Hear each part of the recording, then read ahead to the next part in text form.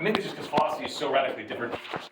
But a lot of people come into the class, and I saw this a lot with like the Heraclitus stuff, where people just kind of want to know what the answer is, right? It's like, well, if you just tell us the answer, then we can have it, and then we can move on to the next thing, and we can learn that answer, right? And to a degree, I mean, that is part of what learning is, right? So you're trying to eliminate things that are wrong and then find that right answer. But I think if we approach philosophy that way, especially if we approach Plato that way, we're missing out on an opportunity that I think is just profoundly better than that way of understanding learning. Because there's two ways of understanding ignorance, right? There is the kind of ignorance that you realize you have when you're taking, like, I don't know, like a Spanish exam or something. And it's like, translate this. And you're like, fuck. And you realize that you don't know, right? That kind of ignorance sucks. But there's another kind of ignorance that we've all experienced that's actually exhilarating, right? So think about it in terms of, have you ever started a new romantic relationship? Yeah. You don't. Yeah, man. Well, what? Hey, I've done that. No, it's true. I mean, is that me? Yeah, it is. You don't know anything about that person. You don't know anything at all. So those initial periods where, like, you're falling in love or you're becoming more and more infatuated with somebody, think about every single thing they do is like a discovery of something that you literally didn't know, right? Or like if you were to discover like a new continent, and I use the word discover very loosely, like you, from your perspective, found a new continent. It's wide open. Just you're completely ignorant as to everything that that continent has for you to discover. That's exhilarating. If we approach learning that way, right, then you won't be like desperately seeking and trying to just find the answer, which is very anxiety producing, right? Instead, allow yourselves to recognize that you don't know and that maybe there is not an exact right way to do it, but you're experiencing this, and we're going to read this book very slowly for the first time. And so instead of like getting frustrated that you don't know these things, you should get excited that you don't know these things, because the second you realize you don't know something, now there's so much more you realize that you don't know, right? And that joy of discovery, I think, is missing in academia these days. And I think that it's really important that we focus on getting that back. So when we are reading this book, I really want you to get into the mindset of experiencing the joy of recognizing how much you don't know, right? Because if you do that, you can trick yourselves into actually wanting to read this stuff. I'll give you a quick anecdote. If anyone wants to go to grad school, I know Luke just got into grad school, so everyone can hear that. That's awesome. Did you hear back from anybody else yet? Catholic, a little bit. They reached out. They reached out? Yeah. Okay. They just said, hold on. Well, that's good. Because if they don't want you, they won't say anything, which is mean. It's like leaving a message on, well, you don't leave messages anymore. That's like texting like someone you're infatuated with and they just don't respond. And you're like, oh, I really put it out there though. But if they write back, I'll get back to you, there's a chance, right? But if you go to grad school and you go to get your PhD, you have to write what's known as a dissertation, which is a very fancy word they use to trick you into thinking that it's not a book. And so when I started writing mine, I hated it because it was like a mountain that I had to climb. And so what I did was, because I had to do it, I sort of tricked myself into thinking I wanted to, right? I was like, yeah, you get to do this. And then eventually I forgot that I tricked myself, or I actually started to like doing it. Like if I hit a wall, or I read an article where someone was making a point that kind of conflicted with mine, instead of getting frustrated and angry, I looked at it as like a challenge, right? It's like, oh, I didn't think about it that way, and now I get to think about it in different ways and expand that creative approach to learning, and you enjoy it so much more. It becomes the thing that you actually want to do, right? Because all the time what we end up doing is we find this thing, like philosophy or learning or whatever it is, very, very frustrating, and then we don't like doing it because we're not getting the results that we want immediately because we're approaching it incorrectly. So then what do? What do I do? I play PlayStation. I just beat Prince of Persia, the new one. It's great, highly recommend it.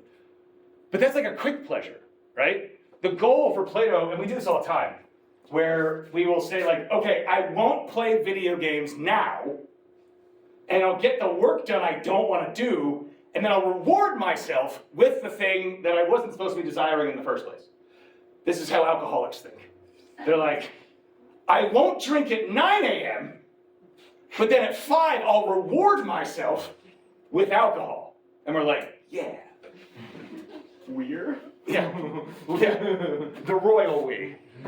So instead of training ourselves to resist temptations only to then reward ourselves with the very thing that we're tempted by, Plato wants us to swap out the thing that we're desiring to do, right? So instead of saying like, oh, I gotta read, but you watch an episode of Law and Order, this is a lot about my life right now, and then you end up doing it begrudgingly, the goal is to get yourselves to actually go home and go, oh good, I can read now. Because that is the only way that you're really gonna get the most out of this class, right? If you allow yourselves to enjoy it, that's where the best work is gonna come from, and it's gonna fly by if you do it that way. I'm speaking from experience on that. So that's like how I want you to approach it in a very general sense, right? We're going into this, because I have never sat down with a class and just read the Republic, because we're gonna be doing this for like 8 weeks. Like last year I did it in 5. We did like a book a day. This year we're just gonna go.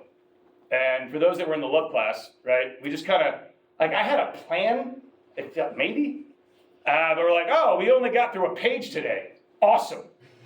Like we were supposed to read like 7 pages, we would get through a page in the discussion, and that was one of the best classes I'd ever had, right? Because if we do it that way, then it's not just new for you, it's new for me, and then new ideas are springing from all this, and we'll all get engaged. So let yourself get excited about it. Recognize that ignorance can be a good thing. Think about it like a romance, basically, and it'll pay off in dividends. So with that said, I wanted to take today, while we're doing this, because I wanted to, before we really dive into this, I know I had to read a little bit just to show you what I mean. So what were your takes on reading? How far did you guys get? I know I said a few pages, but what'd you think? Who here is their first time reading Plato?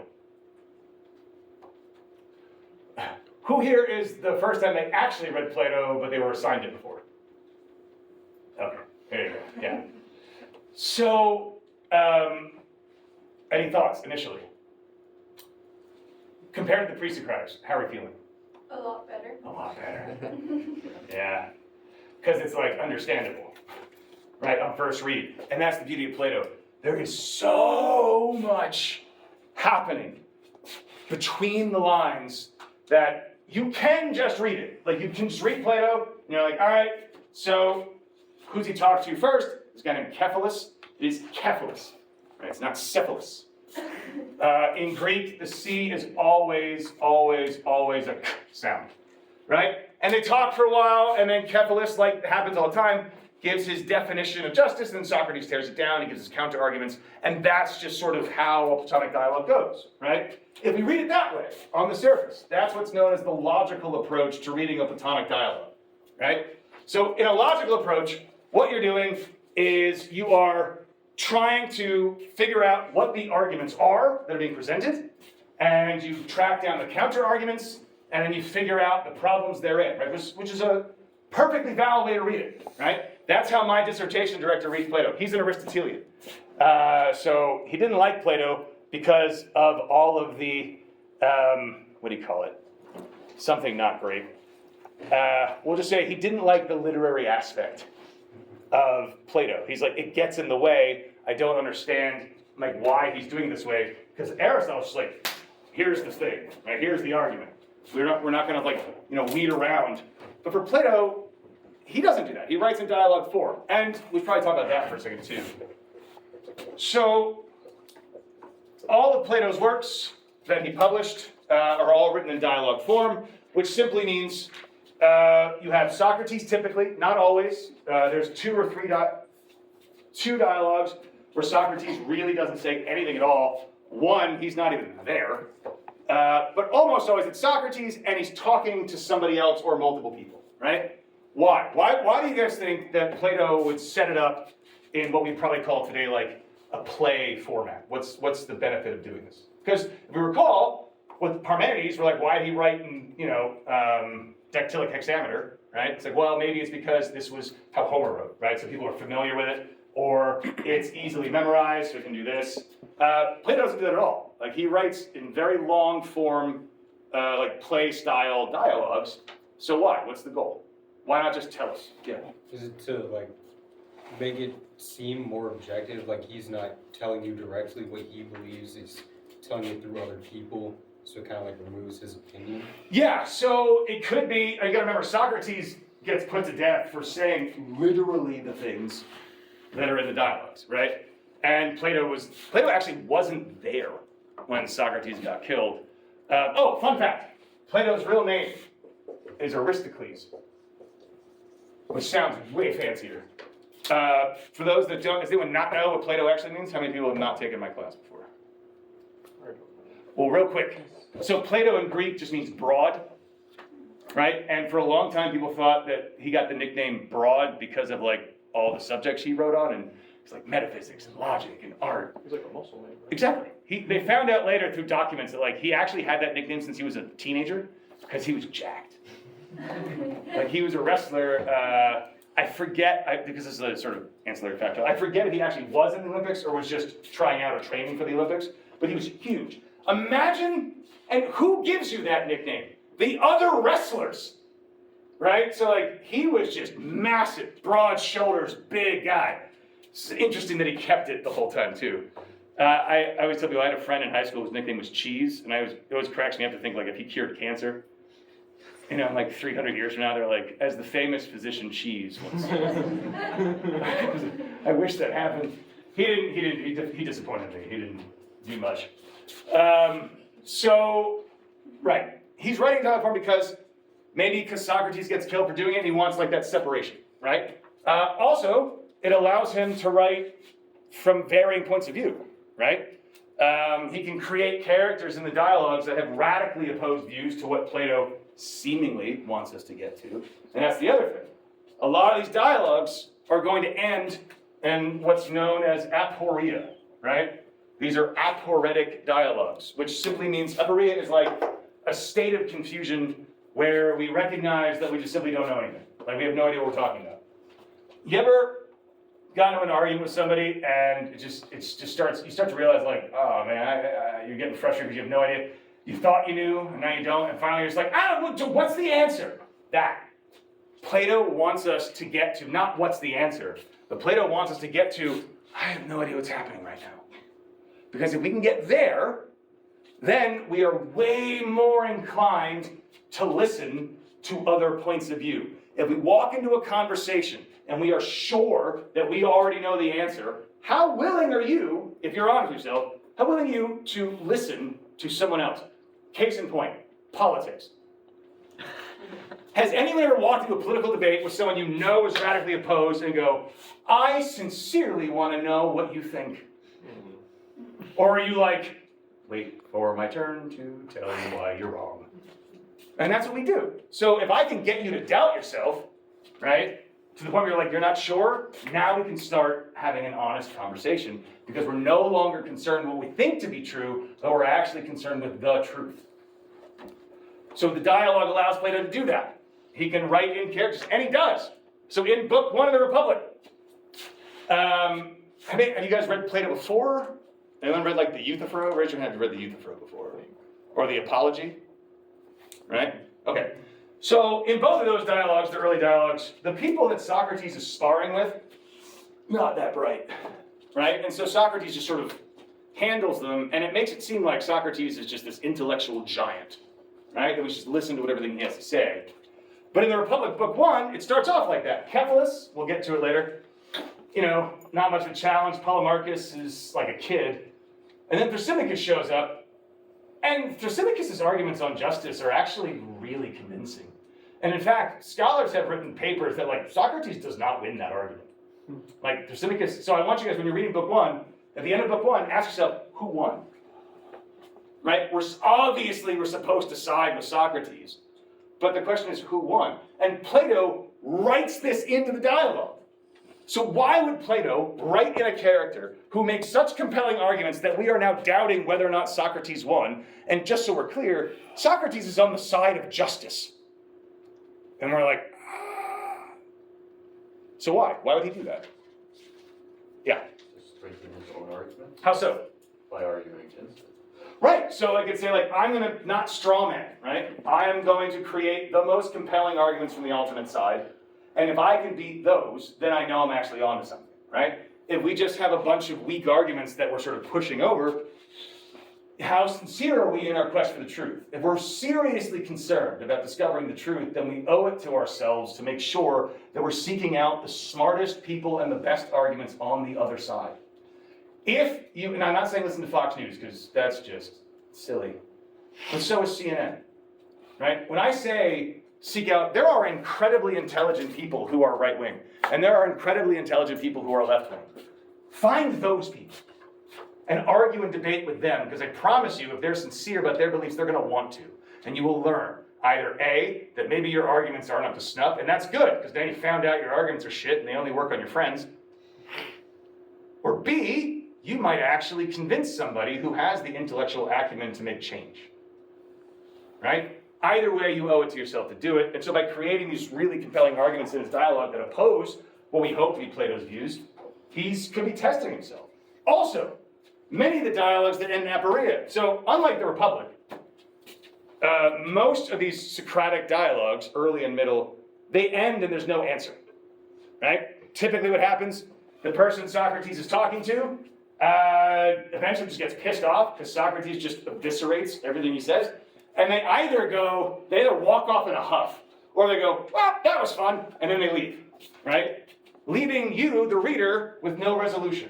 Now this is done on purpose. Why? Why not give you the answer? Why not have Socrates go, and I think this? So you have to think about it. You have to think about it. And the conversation doesn't stop with the end of the page, right? If you're actually invested in this in the way that I want you all to become, when things end with question marks, you're going to be frustrated. Because you're going to go, well, what? Think of it like a cliffhanger. You ever watch a show and the season, it's the last episode, and you're watching it, and you start getting nervous because you're like, there's only 10 minutes left, and there's no way they're going to resolve all this. And then a cliffhanger happens, and you're like, you ever have that happen and then the show got canceled? Yeah. Don't watch Carnival. Carnival is an HBO show from the mid-aughts. Season 2 ended on a spectacularly awesome cliffhanger. It was awesome. And then they canceled it. And they never made a movie to resolve it. That sucked. I mean, if you want to get really pissed off, watch Carnival. But that's what Plato wants. He wants you to be so invested in the conversation. Dialogue ends and you're like, ah! So what do you have to do? You seek other people out. You continue the conversation because that's what philosophy actually is. For Plato, philosophy is not, logical arguments on the page. That's a massive part of it. But it's also the real-time creative spark that is ignited when we, as individuals, are arguing against each other. I say something, you say something. That causes a thought I never knew I was going to have. It only happened because you said what you said.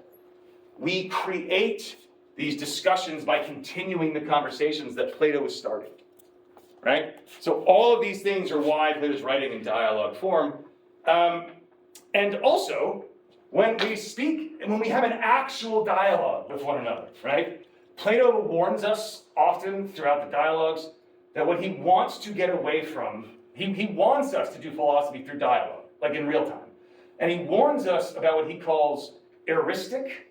So an heuristic debate would be like, I only care about winning and I will destroy you. I have no genuine concern for the truth. I'm just trying to tear you down your arguments so that I can win. It's like a boxing match. That is not philosophy, because there's no concern for the truth. He also warns us against what's called misology, which is like, misogyny is like a hatred of women. Misology is like a hatred of argument, basically. Like you are an enemy to argument. And people who are misologists are people who create paradoxes on purpose to close down a conversation. They'll say things like, well, we can't ever know that, so we'll just stop. Meno, in a very famous Platonic dialogue, has what's been now known as the learner's paradox, but originally, and if you're a Platonist, it's the Meno paradox. And so they're trying to figure out whether or not virtue is teachable. And so Meno, who is not a virtuous person, is getting a bit frustrated with Socrates. And he goes, well, it seems, Socrates, that this conversation is pointless because I don't think that learning is possible. And here's why. If you already know something, can you learn it? No. No. Because what's learning? Coming to know something. Right? So if I already know that 2 plus 2 equals 4, I don't have to like repetitively learn that. I already have it. Now, so if you know something, you can't learn it. But if you don't know something, seems like you can learn it, but if you don't know something, how would you know that you learned it? Like, wouldn't you have to already know what it is to know if you learned it properly? Like if I said, what's the thing in Up? Was it a snipe? Yeah. All right? So if I said, and I know you have the thing in Up in your mind, but imagine it wasn't that. Like if I said, go find me a widget. Any questions? I got it. You got it? Yeah. Found one earlier. He was a rascal. But what would you need to know? What would you want to know? If I said, you get an A if you find me a widget. Well, widget. Yeah, just go find one. It's a widget. No, but just go get one. I'm not going to tell you anything about it. Just go find one, bring it back, and then you'll get an A. What's the problem? I don't know what the. You could trip over it. You could literally find a mountain of widgets and not know that you found it because you don't know what a widget is. So if I don't know something, I can't know that I know it, which means I can't learn it. So it seems like we're stuck. If we know it, we can't learn it. If we don't know it, we can't learn it. Therefore, this whole conversation is pointless. We should stop talking. No. That is the enemy of philosophy. That's called mythology. So Socrates through Plato through Socrates is warning us against both of those two things. Think of these dialogues as an honest attempt between two people to actually gain something from each other, right? Don't think of the person you're arguing with as a combatant. Think of them as a fellow traveler of sorts, right? That's what Plato wants. And when he depicts people who are using heuristic tactics or practicing mythology, you can tell that Plato's not fond of them, right? Because there are other sophists, even though Plato's not fond of all sophists, there are certain sophists where, like, the conversation's actually genuine. Like, they're both trying to figure this thing out together. Socrates and, say, Gorgias, for instance, right? They're both trying to figure out whether or not it's better to be just or unjust. Whether or not it's better to, what's worse? To commit an injustice or to suffer one? To suffer one. What's worse for you? To suffer an injustice or to commit one? Commit one. See, we're torn. That's where the dialogue starts. And the best part about it is, in that dialogue, they both start on opposite ends. They're like, well, I think it's this. Well, I think it's the other thing. And by the end, they're like, you've convinced me. And they're like, so have you. And then the dialogue ends. Right? They just waffle. And so that's actually one of my favorite dialogues because Socrates never claims to know anything. That's another thing about the dialogue form. Socrates is sort of the prime example of what a philosopher ought be for Plato because he never enters a conversation where he claims to have the answers. He's always coming in with this admittance of his own ignorance, right? And he's trying to discover these things. So in that dialogue, though, in the Gorgias, at one point they're arguing, and he says, at last, we have finally locked down proof for this argument in chains of adamant and iron. And you're like, well, that's pretty certain. And the very next line is, or so it would seem. Right? So he doesn't fully commit to anything, right? That's our job to continue that on, and we should be inspired by the way Socrates does it. So that's a big, quick thing there. Now, back to the logical. The logical way of reading the dialogue is you track down the actual arguments. The problem with Plato is that, well, you guys have taken critical thinking, I imagine? No? Okay. Do you guys know what premises are? Okay. Real quick. What's the most basic syllogism? All men are There it is. All men are mortal. 2, second premise. These are premises.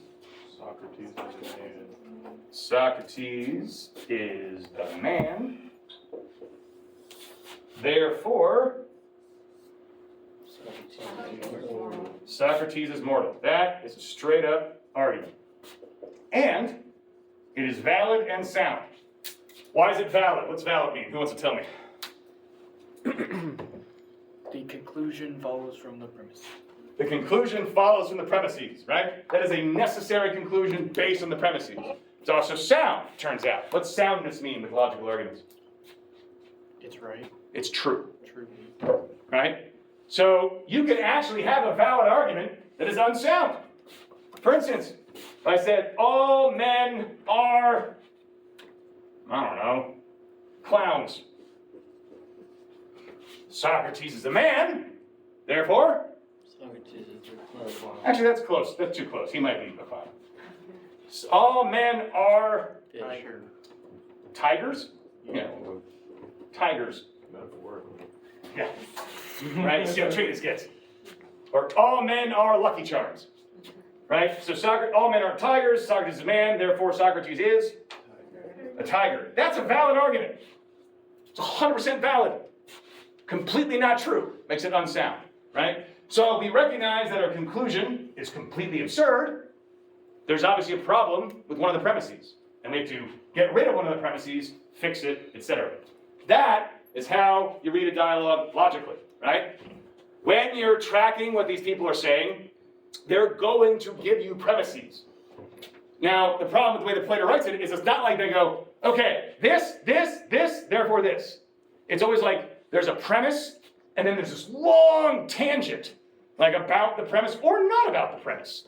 And then there'll be a second premise, like a few pages later maybe, then a third one, and then finally the conclusion. So you have to, if you're doing it logically, which is an important exercise, you track down where the premises are to see what the arguments actually are, right? And sometimes Plato writes really shitty arguments on purpose and doesn't tell you.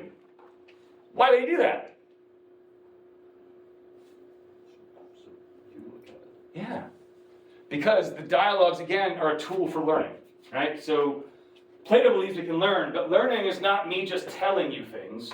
That's not learning. That's just you memorizing stuff. Learning is, the role of the educator is I point you in a direction, and then you have to do it yourselves, right? And then I guide you along the way, but the mistakes are part of it. Do you ever have someone like completely eviscerate a paper you've written? And before they did that, you're like, this is the best thing possibly that anyone's ever written. And then they just tear it apart, and you're like, ah.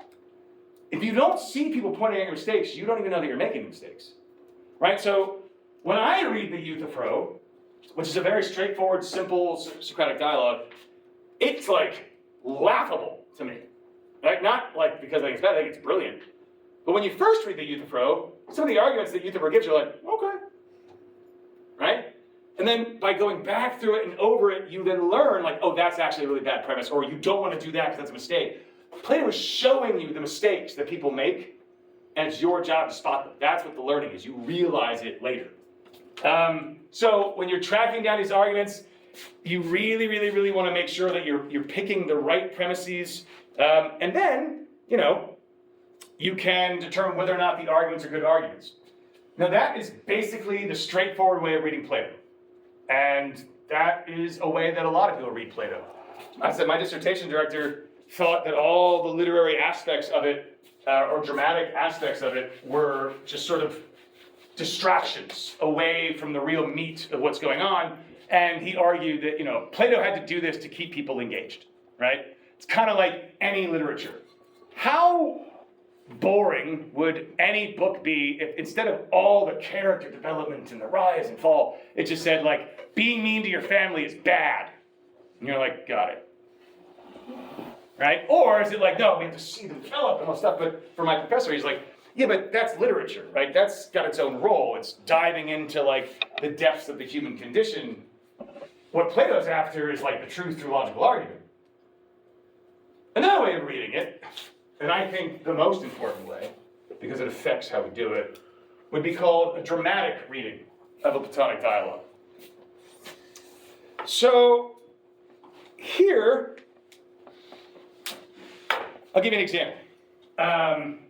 Every single little detail matters, right? So in the Crito, it opens up, sorry, not the Crito, the Meno. It opens up, and Socrates is talking to Meno, and first thing you need to know is that every single person that Socrates talks to is a real person that everybody who would be reading this in ancient Athens would have known, right? So it'd be like if I wrote a dialogue, name some famous people. Don't say Taylor Swift. Don't say Taylor Swift. Travis Kelce. No. Too close. Jason Kelce. Oh, yeah. Denzel Washington. Oh. Who? Denzel Washington. Denzel Washington. Give me two more. John David Washington, his son. It's too. Oh yeah, that'll work. All right, so we got the Washington boys George Washington. and George Washington. What?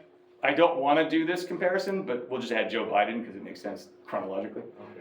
Okay. So you got. Imagine I wrote a dialogue where it's like Denzel Washington and his son, and they're having a conversation with Joe Biden. Now, everybody who's reading this now would recognize those as people, right? And if you know anything about them, right, you recognize, you would know like basically who they are, right? So I can present these characters as honest representations of who I think they are and how they act, right? Or I could have one where while Denzel Washington's son are having a conversation about virtue, Joe Biden is running full 100-yard dashes behind them, right? And doing jumping jacks and, backward handsprings, right? And you're like, well, that's not it, right? So I'm obviously saying something in representing Joe Biden in this way, right? The question is, why? What's my goal in doing that? So for Plato, every single person Socrates talks is a real person. Sometimes they're represented accurately. Like for Symmachus, that's actually what he was like from all accounts, right? Other times, not so much, like in the Symposium, which is a dialogue, the love class read this. But in that dialogue, they're at a party and they're talking about love, and everyone has a turn of talking about love. And Alcibiades shows up. Did anyone play Assassin's Creed Odyssey? Okay, so remember Alcibiades? Yeah, that's probably what he was actually like. So Alcibiades in real life was this like, from all accounts, like ungodly, attractive, charismatic man. Like anyone who reported hanging out with Alcibiades was just like, damn, that guy just slept with everybody. And everybody was like, all about it. And then, because he's also a bit of a libertine, like he gets a bad reputation. But he's the kind of guy where you could tell someone horrible, horrible things about this person, right, before they meet them. And you lock that person in a room with 10 people who've heard nothing but the worst things this person's done, even if he made shit up, like he kills babies for fun. And they go in that room, 10 minutes later, they're like, this guy's awesome. Like he's just so charming and charismatic. This is how charismatic he is. He was an Athenian, he was in the army, and he kind of gets in trouble politically, does some pretty dastardly stuff. So they were going to kill him, and he escapes to Sparta, which is like, at the time, Athens' like #1 enemy. And Alcibiades is a big deal, so he'd be an amazing political prisoner to have. So Alcibiades knocks on the gates, somehow convinces Sparta, their enemy, to not just let him in, but then they give him a position of political power in Sparta. He fucks that up. So then he runs away to Persia, which is like the enemy of all the Greeks, and knocks on their empire door, and they do the same thing for him. And then that doesn't work out after a few years, so he goes back to Athens, he's like, and they're like, all right. Like, that guy could, what's the expression? Sell a ketchup popsicle to a woman in white gloves? Like, that guy's just unbelievable. So that's his real life. He's this very important figure. He was friends with Socrates. But in the Symposium, he shows up hammered, late.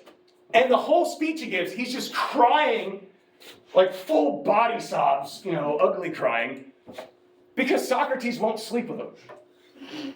He's like, I don't get it, because, look at me. Look at him, he's ugly. And he just doesn't, and they represent him like being this like horribly like insecure person, which is just so far afield from what he's really like. So if you were reading this as an Athenian, you'd find that hilarious. So every time you see a character, ask yourself this question. Who are they? Why are they here? Are they being introduced properly? Is this a caricature? And if you want to know who they really are, Deborah Nails is a professor of philosophy, does ancient Greek stuff, Plato. I forget the exact title, but I'm almost sure it's called like The People of Plato. I have it somewhere, but I haven't opened it in a very, very long time. And in that book, she basically goes through all the dialogues, and every time there's a character, she would go look up who that person was. There's some people that she's like, very few, she's like, there are no records of this person. But almost everybody else, like, this is who they were, this is the offices they held, this is what they did, et cetera, et cetera. So you can actually get like as close as we can to an honest glimpse of how they are. And that informs what Plato's agenda is. So to go back to the example of the Meno, the topic of conversation is virtue. Like, what is virtue? And in the opening, and first of all, Meno is a terrible human being, right? Like, this is not the person you would ask about virtue. He's like, Meno, I came to learn from you about virtue.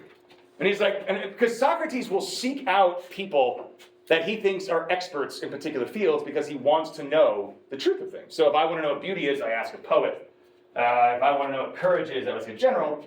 And so with Socrates asking Meno about virtue, the assumption is that like Socrates considers Meno like an expert in virtue, which is already hilarious because he's just a terrible, corrupt person.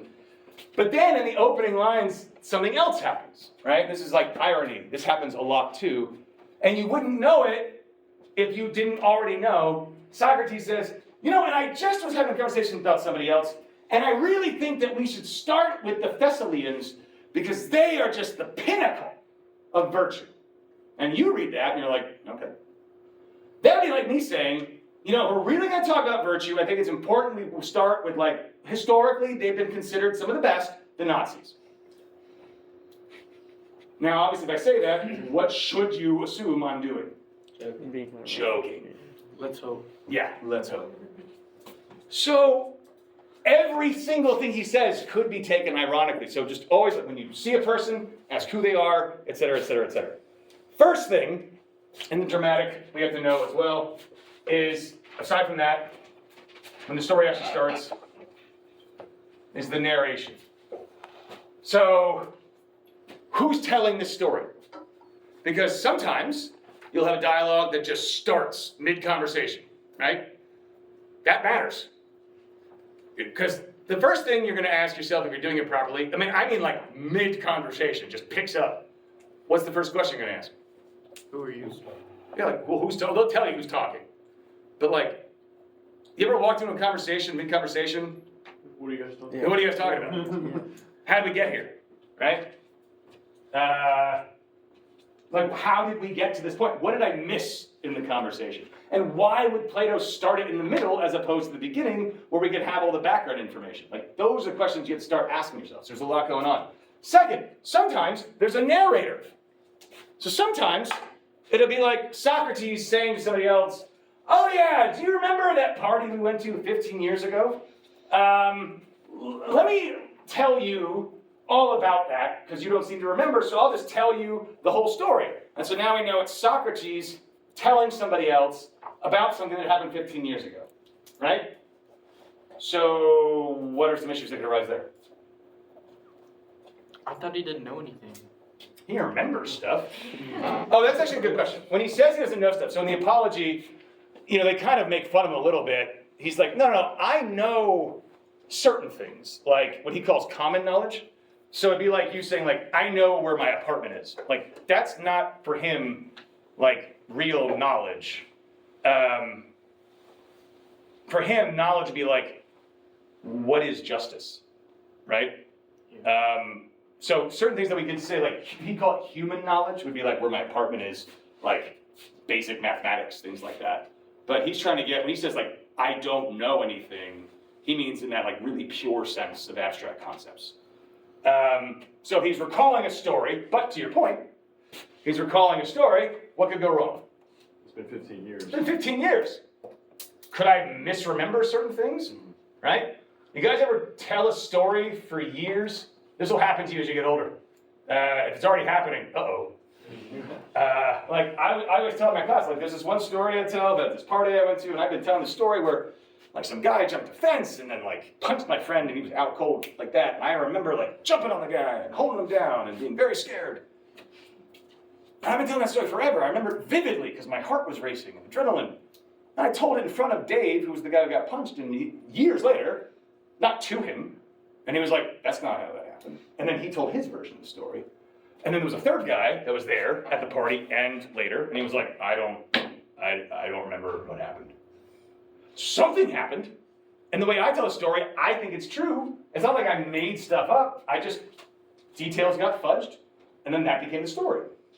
And I'll tell that story the exact same way every single time, right? Doesn't mean it actually happened that way. So Socrates is recalling something from 15 years ago, you're like, is that really how it happened? Or somebody else is telling the story. They're like, I was at a party with Socrates 10 years ago, or even I was at a party with Socrates yesterday. And here's what happened. Well, now what do we have to worry about? You ever have a friend? I had a friend in grad school. Dr. Ransom knows him too. So ask him about Barrett. Now Barrett, Pamela, have you guys met Pamela? Some of you have. So Pamela doesn't like people so much. But she really likes certain people, and the reasons that she gives for liking certain people, I will never understand. She doesn't not like people, she's just very introverted. But she loved Barrett. And she loved Barrett because Barrett would tell these stories that, some of them, like they were all outlandish. And I've been in the room where some of these outlandish stories have occurred. And if you weren't there, you'd be like, there's no way that's true. And I was like, I saw it. The dude literally did that. And then he tells stories that are easily verifiable as lies. But no matter what story he's telling, true or false, they're all so fun. And so Pamela didn't care. She's like, I'm just along for the ride. This is just... And the thing is, it's not that the stories are impossible to believe because I was there when he did some impossible things. But there was this one where he claimed there was a bar we used to go to where they had a tricycle that they would only bring out at 1 a.m. For obvious reasons, because there's nothing funnier than a grown person trying to ride a tricycle when they're shit-faced. Because it's like, and they just fall over. It's great. So we go to that bar every night. I mean, we didn't go every night. We totally went every night. Dr. Wallace was there too. Don't let her lie to you. We used to close that place out. Closed at 4 on a Tuesday. Yeah. Oh my God. Grad school, man. It's great. Seriously, no, we really did that. A lot. Actually, there's in my thank yous to my dissertation, and to Jasmine Wallace for keeping me out entirely too late, entirely too many times at the P&H, which is the bar we would go to. So Barrett said, I stole the tricycle, and he had this elaborate plan of how he's going to do it. He had a friend throw 2 beer pitchers in the air as a distraction, and he steals it. And I was like, whoa, that's crazy. And so I went to the bar the next day, and I was talking to the bartender. His name was Tiffany. I was like, Tiff, that's great. Hey, sorry about Barrett stealing the tricycle. She's like, what the fuck are you talking about? I was like, the tricycle, he stole it. She goes, it's right there. I was like, why would he lie about that? We were gonna go back. But the point is, when Barrett tells a story, even if it happened yesterday, I'm always like, is this true? And also, to my point, if Barrett tells a story, I'm like, I don't know. If Pamela tells me a story, I'm like, this is gonna be 100% factual. That's just the way it is. So it depends on who's narrating, right? Or is it firsthand, or is it secondhand, or sometimes third hand? It's I heard a story from a guy who told another guy, and now I'm telling you, right? Now, why would Plato do all this? Why would he create layers of separation from the actual story? What does that allow him to do creatively? Lie. Not lie. Keep you on your toes. Keep you on your toes, maybe. How else? Kind of romanticize or fantasize about some elements of... Right. So I can romanticize how Socrates is acting in a certain way, all behind the veil of wow, it's just a story. Right? The Phaedo is like this, which is Socrates' death scene, right? So Socrates is depicted in the Phaedo as being remarkably, almost robotically calm, right? And he's he has to drink hemlock, and he's before he which is he's gonna commit suicide by drinking hemlock because they're gonna force him to do it. And everyone's crying, and he's like, listen, instead of all this bullshit, let's just talk about how the soul's immortal. And I'm just gonna give you a bunch of arguments and we'll suss through it, right? And he's just so calm about everything. Well, it's a third-hand account, so it's like Plato saying look, also Plato wasn't there. So he could be this is how I heard the story, right? And this is how I want to believe it, right? And so then what does that tell us about the arguments being presented, etc.? So one other great example is in the Parmenides. I think I told you about this. So in the dialogue, the Parmenides, we have a young, arrogant, 18, 19-year-old Socrates goes up to the very famous Parmenides who's hanging out with Zeno, and he presents his theory of being in the forms, and then Parmenides just completely picks the entire argument apart and destroys it. That's told through narration, right? So this allows Plato to tell a story about the problems of Plato's own theory of the forms, but he's doing it secondhand. He's like, look, I don't know if this really happened or not. So it gives him cover to sort of critique his own arguments, but he's not necessarily saying that I'm going to buy into this completely. It's just a story, right? So all of that matters. Okay, the actual physical setting, where they are. So in the Republic, where are they? The Republic. No, the Republic is an imaginary city. They are definitely not in the Republic. Opening line, where are they going? What are they doing? Yeah, they're walking, right? So they are walking down to the harbor, basically, right? So what does that symbolize? Walking down, right? And at the end of the Republic, they're walking back up, like bookends, right? So what does that kind of symbolize? How are we supposed to read this? Again, every single thing that Plato says, everything he writes, every detail matters. Think of him as a literary genius. If you read something, you're like, I wonder what that means. It probably doesn't mean anything. No, it means something, right? Because he just as easily could have had them in a field. Why did he pick that? Think about that, and that's going to inform how we read it. There's also references to mythology. So, for instance, in the Iliad, right, Achilles' friends urge him to give up his anger at Agamemnon's unfair treatment and come back to fighting. I don't know if you guys ever read the Iliad. I think I mentioned this, where Achilles, when he doesn't get the credit he thinks he deserves or the honor, he just goes down to the beach and starts crying his ass, he's just horribly crying, and he requests to go home to Thessaly. That's where he's from, right? That's just this thing. He's I want to go back to Thessaly.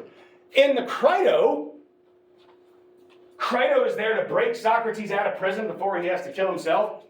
And does anyone remember who read it? Where he says the escape boat is going? Thessaly. And what does Socrates say? No. I'm going to stand my ground here. So, does Plato say, and unlike Achilles? No. But if you'd read the Iliad, or heard the Iliad, which you would have if you were Greek, that would be glaring, right? He's making a comparison to Achilles, and he's saying Achilles is doing it wrong. Socrates is the real hero. We shouldn't be honoring Achilles, etc. He's making these connections on purpose. Also, the first and last lines of the dialogue. Almost always, they connect in some way that can inform us how we're supposed to understand everything. So in the Republic, for instance, we see them walking down, and in the last one, he talks about going, returning upward on the path. Do you guys know the allegory of the cave? We're going up out of the cave, basically. He takes us down into the depths of the cave only to try to bring us back out, right? So all these things matter. Also, the Republic, it's kind of in a way, an onion, right? So if you ever cut an onion in half, it's you got everything kind of matches. Think of the Republic books like that. So 2 and 9, it just goes, so they kind of match each other, but they're alternates, right? So in 2, the question is, why would anyone choose, we'll get there, why would anyone choose to be a just person when if I'm an unjust person, but everyone thinks I'm just, I get the benefits of both sides. And then it's not till book 9, which is the mirror image of 2, if there's 10, where he goes, here's why it's wrong to be an unjust person. Right? And so all these things are done on purpose, just to, that kind of care and concern is just incredible. And also, as I said, irony. Right? I'll give you an example of what I mean by irony. I mean, yeah, there's things like we should talk about the Thessalonians about virtue, right? I mean, that's an obvious instance. But there are some people who would argue that like entire sections of dialogue are supposed to be taken ironically. So, in the Republic, before he starts talking about the major city, the best city, he says, you know, here is something I heard from these prophets or priests about a city. So let's talk about this. And some scholars argue every single thing he says after that is supposed to be taken ironically. So here is Plato meticulously crafting what he considers to be the perfect city. And so why would we take that ironically? We'll get there, but think about that. Like, what purpose could that serve? Why would I go through the trouble of constructing a utopia, brick by brick, only to be joking about it the whole time? Or not joking, but being ironic. What message could I be trying to send? You guys have heard of utopias before. Yeah. To show you how not to do it? To show you how not to do it, exactly. The best of intentions, right? Pave the road to hell.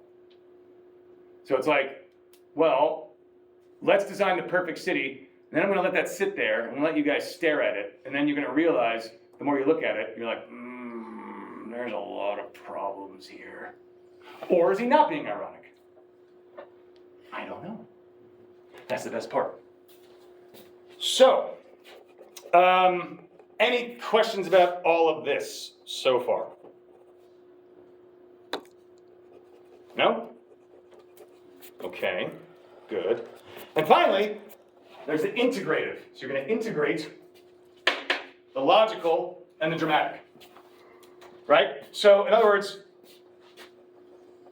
instead of just looking at the dramatic to try to figure out what messages are being, said to us by Plato, like, okay, so the setting means this, right?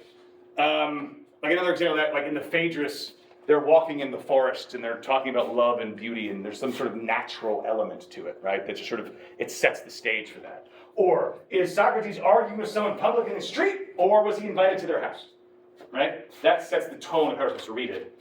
But when we're integrating, we're like, okay, how does the dramatic impact how we're supposed to read the arguments, right? If someone is being like characterized and they give an argument, obviously, it seems like we're not supposed to take that argument very seriously, right? Or does the setting of the dialogue impact what is actually being said in the argument? In other words, we can break down an argument and think like, okay, this is what Plato's saying, but if we add the setting to it, now it has different meaning. Because everything's going to be buried in metaphor and allusion and all of these things, right? Layer upon layer upon layer upon layer. And that's why people are still writing books about Plato saying brand new things, because they're interpreting things in different ways. And that's why I said at the beginning, like, there is no answer.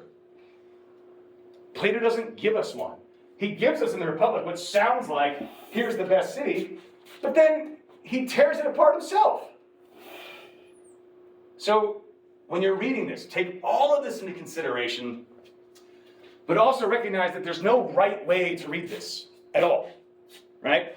Well, that's not true. The right way to read this is to read it with a sense of the beginning of discovery and joy, and figure out ways that this text speaks to you. And there's going to be things in this text that you're really going to like and you agree with. And then there's going to be things in this text that you're like, ooh. Like I mentioned it before, Plato has Socrates say, eugenics is good.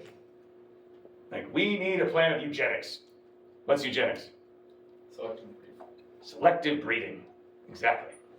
Because why on earth would we ever want people who aren't the best, the strongest, the healthiest, the smartest to produce children? Because they produce duds. And then ask yourself a question. We'll talk about this more, but just to have a quick conversation about eugenics, as one does. What's so bad about it? I mean, in principle, did anyone here, I'm sure many of you are dating people, and maybe you're like, maybe kids. Did anyone go into a bar and go, that one? Or did anyone go, you're ugly, not so bright, kids, okay. Or are you like, wow, they're really smart and funny and attractive, and Kid. are we not already practicing eugenics on an individual level? Does anyone here want, like, I want a kid that's not as good as it could be? We even say, we're like, I hope my kid gets the best of me and the best of my partner. Eugenics! You're just wishing for it randomly. Why not regulate that shit? I'm not serious about that, but I am actually asking, like, we sort of are conditioned to be like, eugenics. But like, why? I don't want to have this conversation yet. We're going to have a whole day on this. But I want you to, like, that's the kind of stuff that Plato makes you think about. Because they'll say something and you're like, that's fucking crazy. And then Socrates is going to be like, but like, why? Why is it crazy? Like, yeah, we don't agree with it, but like, or another one. Why would I choose to, like, if I had a choice between being a just person that everyone thinks is unjust, or being an unjust person that everyone thinks is just, why would I choose the first one? Because it seems to me, there's a ton of benefits to being unjust. Like I could steal shit, and cheat and lie, and manipulate my way to success. And if everyone thinks I'm just, I get all the benefits of that too. Everyone's gonna want to work with me and they trust me. So win-win. So what value does justice hold for the individual on its own? Because I would like to think that everyone in this room would say, yeah, being a just person is the right way to go. Great, why? I mean, that is a question that is asked in book 2 and doesn't get answered, as I said, until book 9. And it goes through the entire text to get to it. And when the payoff comes, you're like, oh, that's so good. I'm not going to give that away. We're also going to talk about education, right, in the Republic. And he's got some really good ideas, like Plato, totally against nepotism, hates it. And he is the ancient equivalent of a nepo baby. His name is Aristocles, for fuck's sake. Right? I mean, he was the son of a prominent member of Athenian society. He got all the privileges. And he's like, yeah, we can't have that shit. Because, like, what if someone who wasn't as awesome as me was like his son? You ever, like, worked a job and your boss or your manager, you're like, how the fuck did you get this job? And you're like, oh, you're his kid. Plato's like, yeah, we can't have that. If we want the best society, we cannot decide who holds positions of power in any field based on who you know. It should be done entirely on merit. And you're like, okay. He's like, and so to do that, you don't get to know who your kids are. Because you wouldn't be able to help yourself. Right? Like, you can be anti-nepotism, your kid's up for a job, and you know somebody, you're like, well, I'll just do it this once. But if I don't know who my kids are, can't help them. Yeah. Can't you kind of guess? How? I mean, like, I don't know. You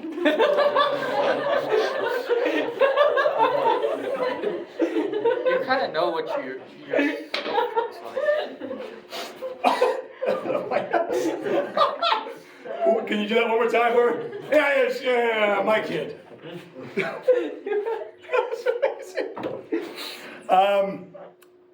Only if you do it like that, then yeah, but I mean, no, like this, the kids, the state will just, you'll see, the state will just take your kids away.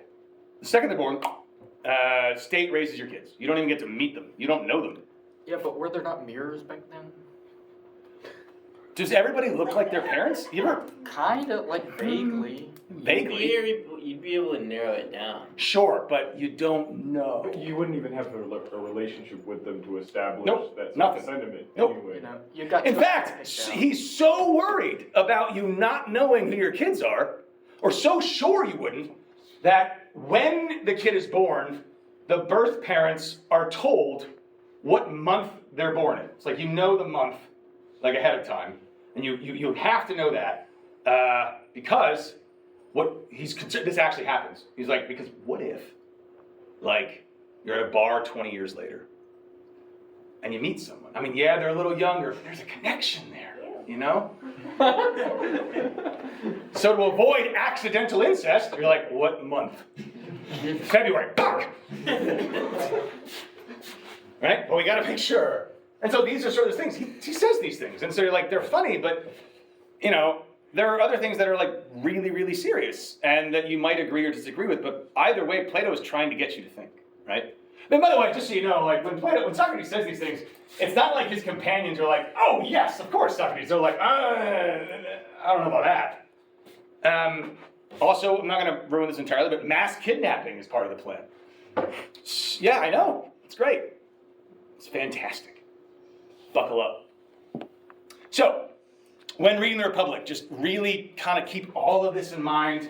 And I'll give you this. The reason I wanted you to read parts of book 1, I don't know how far you got, but we'll close with this. Cephalus. I don't know how far you got. If you took my intro, you already know the answer to all this, but this is the point. So what do we know about Cephalus? He's only there for like a page and a half. Old man. He's an old man who is Kinda rich. Right? That's it. That's all we know about him, right? And based on those two facts, Socrates says, you know, you seem like you got it all figured out. So, like, what's justice? You seem like a just guy. And then Cephalus gives his answer, which is dreadful, which we'll talk about next time. Socrates tears it down. And when I say dreadful, it's like it's dangerous what his answer to justice is. Like, if you actually held this view, you could potentially do some really bad things unknowingly, right? And so then Socrates goes, well, that's bad, and I'll tell you why it's bad, and he doesn't know why it's bad. And then Cephalus goes, well, that was fun, I'll see you later. And then he leaves, and Socrates lets him leave. Why? No. Because even though his understanding of justice is incorrect, it was established very quickly, that he's actually a just person. Right? Just because I lack the knowledge of justice doesn't mean I'm not going to act justly. And where's he going? He's going to make sacrifices, which is what a good citizen would do. And he's leaving his own party to do it. It's his house. He's like, all right, you guys have fun. I'm out of here. And then who comes in next? Polemarchus. Who's Polemarchus in the story? His son. Plato could have had anybody be the second person Socrates talks to about justice. Who's he choose? Cephalus' son. What does that represent? Where does Cephalus go? Off to make sacrifices to the gods. Connection to death a little bit? Polemarchus, his son. Changing of the guards. Generational differences of ideas. Who do we care about convincing? The old, stubborn people set in their ways? Or the young whose minds are still moldable? None of that, what I just said, is in the text. That's the first few pages. None of that is there. All of it is there. That's how you have to read Plato. Cool? So, I am beyond excited to do this. So happy that we're doing this. And I wish like we voted, but we didn't. I just decided unilaterally that we're doing this. But I think it's gonna be great. The alternative is like jumping around and doing random ideas. I just don't feel like that's the way to learn. Plus, at the end of this, you'll be able to say, like, I read all of the Republic. And you could either say that, like, happily, or, like, I read all of the Republic. Either way, you've read the Republic. And for those that are into, like, current social political philosophy, or even, like, 20th century, so Hannah Arendt, Dr. Fry is teaching a class on Hannah Arendt. Next semester, definitely take that class. Hannah Arendt is awesome. She wrote a book called The Origins of Totalitarianism. Guess who she's talking about? Plato. Arendt thinks that Plato, through the Republic, basically planted the seeds for fascism. If you want to understand your enemy, I'm not saying Plato's the enemy, but I mean, it's undeniable that the ideas that are in this book inspired people, but obviously in the wrong direction. And that's the danger of ideas. And that's the danger of the wrong kind of ignorance. Okay? I think that's it. Next time, we will actually sit in the circle and do the whole thing. I think I just needed to do this today, so. Read the entirety of book 1. We'll probably only get through half, but read book 1 and then you'll be set. And the reason I say that is because even if we get through half, what happens later in the book can inform what we're talking about earlier. Cool? Also, decide, one fun fact about book 1. Book 1 is basically a Socratic dialogue. Question of justice happens, there's no answer and it ends. Normally that's when it's over. Then book 2 picks up and it's changing. And I want people to read a little bit ahead in book 2 and tell me what's different. Tell me what changes. What's the best book? What's the what? Best book out of the 10? In the Republic? I mean, it's weird.